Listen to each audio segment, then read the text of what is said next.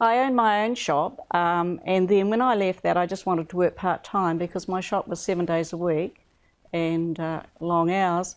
So I just started as a packer at a supermarket. Then I ended up becoming a supervisor at the checkouts. And then Woolworths came on the scene and took over the shop, the supermarket that I was working for. And they asked me if I'd go on the road as what we call now resource management. Those days it was personnel manager, which I did, and I had half of New Zealand, half the Woolworths and half of New Zealand, and I used to go around and check on staff training, etc., and any problems they had. I got a bit sick of living in and out of motels because you travelled, so they called me into the office one day and they said, "Jo, would you like to be a manager?" And I was shocked because they were males, all males those days. And I said yes, so they gave me a 6 weeks crash course. I became assistant manager to the second biggest Woolworths in New Zealand, and he went on holiday and I was left to run it. And then I got my own stores. It was funny because when I was a little child and we had a big property, and I was more or less only child because my brother's a lot younger, and I used to play supermarkets all by myself. I'd be selling bread and buttercups, and that would be the butter and whatever.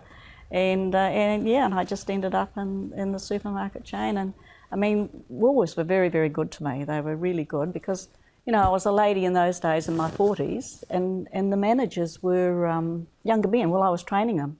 And I used to always say to the managers, treat people the way you want to be treated and you'll do fine. And that's my motto today.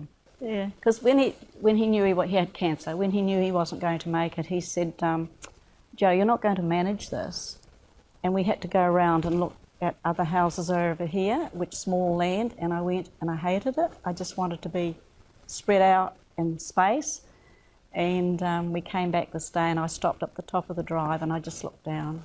And he looked at me and he said, "Yes, Jo, you'll manage this property." And yeah, and that's 3 years ago. Well, in this country, it's so different to where I came from, and I love tropical garden. I really do. I love all my palms and my cacti and my bromelias. I just love. I mean, when I go up to Cairns and things like that, I love it up there because it's got all the tropical, the poincianas, the hibiscus. I just love all that. I'm not a cottage garden person now, which is pretty, but yeah.